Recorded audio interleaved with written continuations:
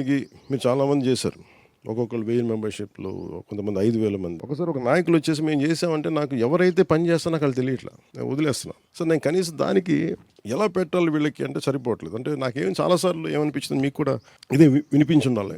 చాలామంది యువత తాలూకు శక్తిని పట్టుకొని ఒక నాయకులుగా ఎదిగి వీళ్ళని వదిలేసి వీళ్ళు మా కింద చేశారు. అది వదిలేశారు అందరూ. నేను ఎప్పుడంటే లాస్ట్ మైల్కి వెళ్తాను నేను.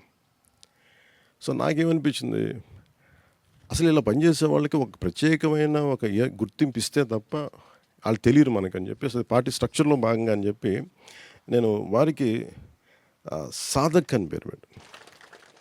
సాధకుడు ఏంటంటే ఒక తపస్సంపన్నుడు అవ్వడానికి ముందు సాధకుడిగా మొదలు పెడతాడు. అంటే ఉన్నతమైన స్థాయికి వెళ్ళడానికి నువ్వు ముందు సాధకుడు అవ్వాలి. ఫస్ట్ నువ్వు ఉద్యమించాలి.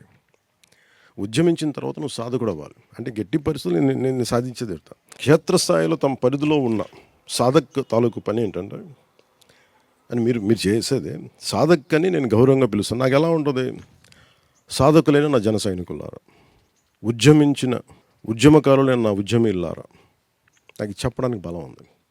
ఒకసారి రైట్ పదం, రైట్ డిజైన్ లేకపోతే బలం రాదు. మీరు అమ్మవారి శ్రీచక్రం చూశారు.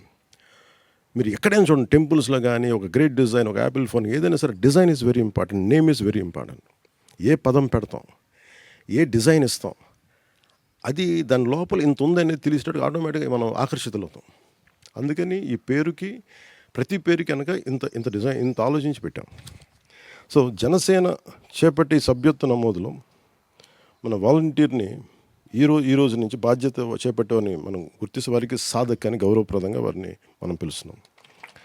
క్షేత్రస్థాయిలో తన పరిధిలో ఉన్న సమూహాన్ని ప్రేరణ కల్పించి, పార్టీ సిద్ధాంతాల పట్ల ప్రేరణ ఇచ్చి, కార్యక్రమాల పట్ల ఆకర్షితులను చేసి, సభ్యుల్ని చేసే బాధ్యత కలిగిన వారిని గౌరవించాలని సదుద్దేశంతో వారికి సాధక్ అనేది నేను నిర్ణయించడం జరిగింది. అలాగే పార్టీకి అప్పగించిన బాధ్యతను, నిర్దేశిత లక్ష్యాన్ని సాధించాలన్న తపన, పట్టుదల కలిగిన వ్యక్తి సాధక్.